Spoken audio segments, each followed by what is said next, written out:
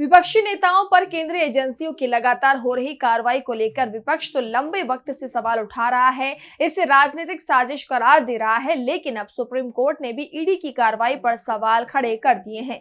विपक्ष के ही नेता की याचिका पर सुनवाई के दौरान कोर्ट ने ईडी से सख्त सवाल कर दिए, जिसके बाद एजेंसी की कार्रवाई सवालों के घेरे में आ गई है। तो क्या है पूरा मामला, देखिए इस रिपोर्ट में। आप पहले कुछ और कह रहे थे, अब कुछ और। इसके साथ ही सुप्रीम कोर्ट में ईडी अपनी ही दलीलों में घिरी हुई नजर आई।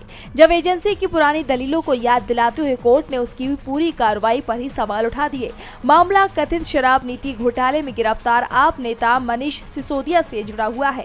सिसोदिया की जमानत याचिका पर सुनवाई के दौरान कोर्ट ने ईडी की दलीलों पर उसे ही घेर दिया। सवाल था कि ट्रायल शुरू करने में देरी क्यों हुई। इस पर ईडी की तरफ से पेश वकील ASG राजू ने कहा कि अगर सिसोदिया बेवजह आवेदन कर देरी नहीं करते तो ट्रायल अब तक शुरू हो सकता था। जिस पर कोर्ट ने कहा कि चार्जशीट दाखिल करते हुए आपने बताया था कि सप्लीमेंट्री चार्जशीट दाखिल करने की प्रक्रिया चल रही है।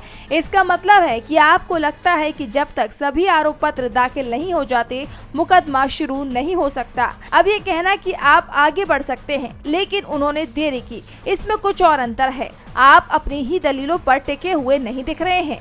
आप पहले कुछ और बोल रहे थे और अब कुछ और अब कुछ और बोल रहे हैं। एक तरह से ईडी ने मुकदमे में देर के आरोप सिसोदिया पर मढ़ने की कोशिश की, लेकिन सुप्रीम कोर्ट ने उसकी कोशिशों को नाकामयाब कर दिया, बल्कि उसकी ही दलीलों पर सवाल खड़े कर दिए।